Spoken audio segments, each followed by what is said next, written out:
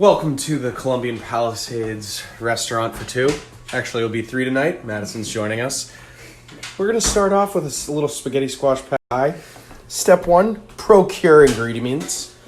We're going to crack open two fat gourds, aka spaghetti squash. Once you cut them in half, you lay them out on two pans, as you can see. Crush them up a little black pepper, olive oil. Yeah. Just like you like it. Get a little salt in there. Yeah, a little sprinkle. Yeah, and then we're going to touch them up with some roasted red pepper flakes for the boys and girls. Gender neutral over here. All right, stay tuned for more. Folks, just a reminder, we're preheating our oven to 400 degrees. You need to start this process first and early. It takes about 45 minutes to cook.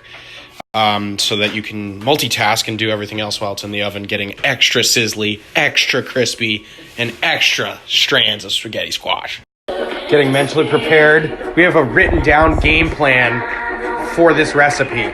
Take notes. Garlic, minced, thin omelet, sprinkled crushed peanuts. Enjoyment. All right, step two here. We've got a little bit of a marinated Asian soy drizzled chicken that we're gonna simmer here up on the skillet.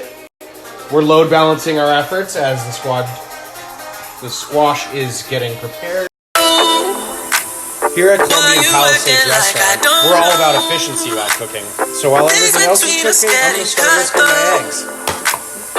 That's one. Think I had enough. I could see through you. Whisk it and get in there. It's all about that elbow grease. A little shift, a little side step. I don't know. It's working.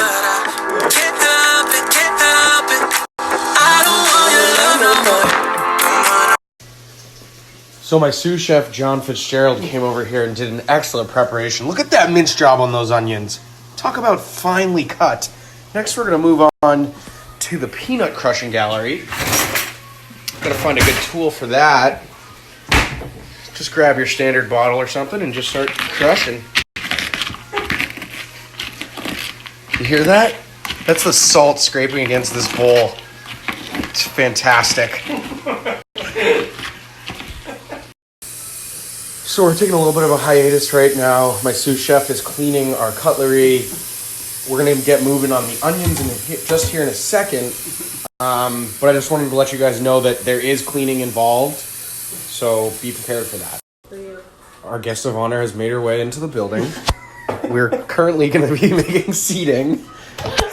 And here comes the onions. Sous chef, can I please get a little sprinkle of some alioli? Look at that Californian virgin extra fresh. Look at that drizzle placement. We're live. Woo! Talk about Funyuns. Woo! Yeah, let's crank that up to 11, won't we? All right, we've just transferred the Funyuns over. My sous chef is currently sizzling the olive oil, and we're about to make a little thin omelet. Oh, yeah. Now this is a quick burst here. We want very light, very thin. So as you see, we kept the stove pretty hot. It's a quick sizzle. This is a very brief action, I repeat.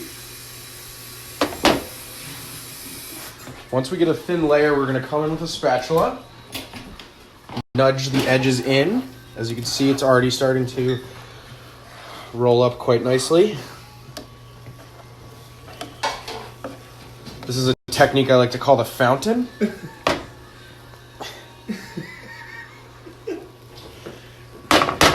Spreads the excess egg yolk.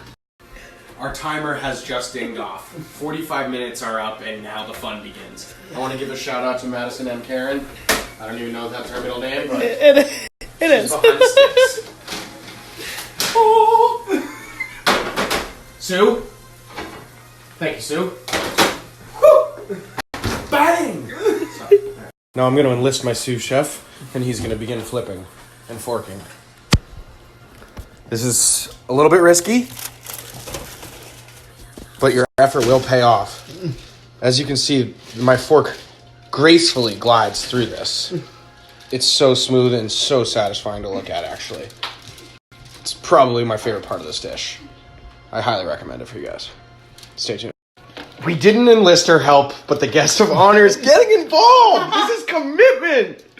There's so much honor on a Monday after a Sunday. Love. All right, guys, we're on to the final stages here. We're simmering the garlic at a high throttle pace. A lot of gas being let out in this household. Literal, not figurative. Step 3, once we get this golden and deep golden hue, we're going to transfer in our noodles, which are veggie-based, if you didn't get that. No carbs here. Woo! You hear that?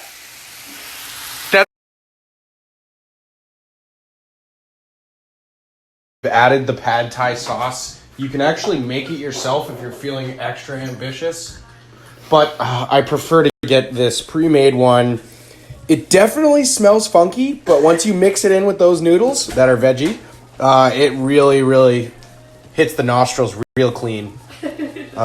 So stay tuned for more. All right, we're getting down to the wire, ladies and gentlemen. This is one of my favorite, and I know my sous chef's favorite steps of this meal. Tell me how much you love these bean sprouts. We're going to do the whole bag.